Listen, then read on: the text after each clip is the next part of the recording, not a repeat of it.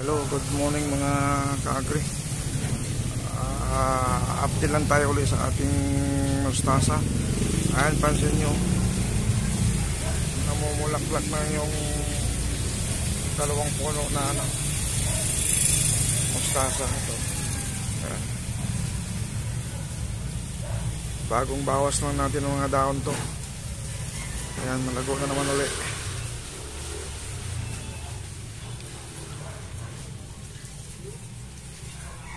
Ayan, kakabawas lang natin yan nung hinalo natin sa ginataang tilapia. Ayan.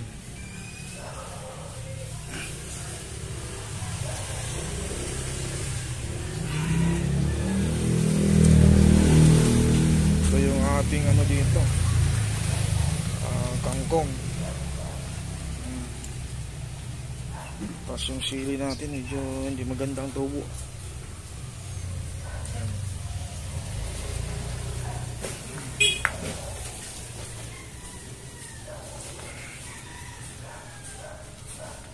Ayan, tatanim lang pag may time.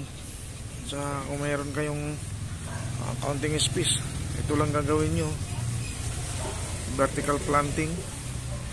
Yun nga lang, gagastos ka ng para sa paso at saka steel matting, pati lupa kung wala kang lupa. Ayan, kasi di naman tayo makapagtanim-tanim dito, wala namang lupa sa puro mga simentado, kaya dito sa tayo nagtanim, pader. Ayan yung ating hindi pa natin nga to na harvest yung medyo lumago-lago na yung ating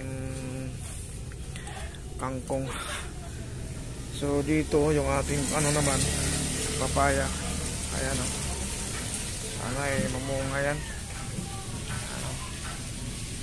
Actually dalawa yan sila din magkatabi. Binunot ko na yung saksi, namatay na yan lang yung pinagtamnan natin ang sirang balde.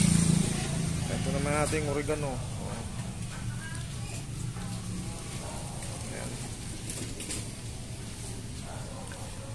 Ayan, sana ito yung bunga ito.